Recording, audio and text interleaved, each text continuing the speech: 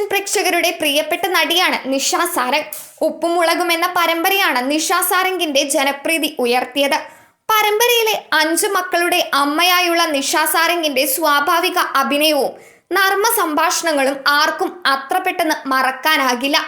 ഉപ്പുമുളകിലെ അഭിനയ മികവിലൂടെ പല ചിത്രങ്ങളിലും ശ്രദ്ധേയമായ വേഷങ്ങൾ ലഭിക്കുകയും ചെയ്തു.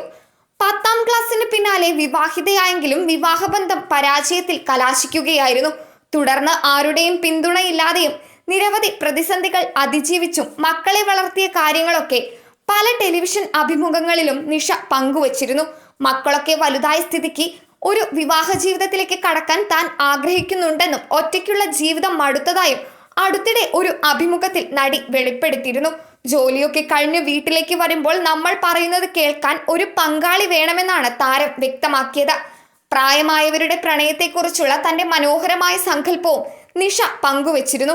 അമ്മയ്ക്ക് വിവാഹം കഴിക്കാൻ താല്പര്യമുണ്ടെങ്കിൽ തങ്ങൾ അതിന് തടസ്സം നിൽക്കില്ലെന്നും അമ്മയെ നോക്കുന്ന ഒരാളായിരിക്കണം എന്നാണ് മക്കളുടെ അഭിപ്രായമെന്നുമാണ് നിഷ പറഞ്ഞത്. ഇപ്പോൾ താൻ ഡബ്ബ് ചെയ്ത ചിത്രം കാണാനെത്തിയ നിഷയുടെ വീഡിയോയാണ് ശ്രദ്ധ നേടുന്നത്.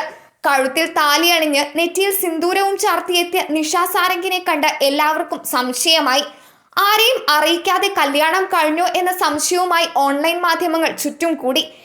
ഇത്രയും നാൾ മക്കൾക്ക് വേണ്ടി ജീവിച്ചു, ഇനിയൊരു കൂട്ട് വേണമെന്ന് ഇന്റർവ്യൂവിൽ പറഞ്ഞിരുന്നല്ലോ, എന്താണ് അതിനെക്കുറിച്ച് പറയാനുള്ളതെന്ന ചോദ്യത്തിന് ആ കുട്ടി അങ്ങനെ ചോദിച്ചു. ഞാൻ അങ്ങനെ പറഞ്ഞു എന്നായിരുന്നു മറുപടി. കല്യാണ വിശേഷം പങ്കുവെക്കാമോ എന്ന ഓൺലൈൻ മാധ്യമങ്ങളുടെ ചോദ്യത്തിന് എന്ത് കല്യാണ വിശേഷം, ആരുടെ എന്നാണ് നടി തിരിച്ചു ചോദിച്ചത്.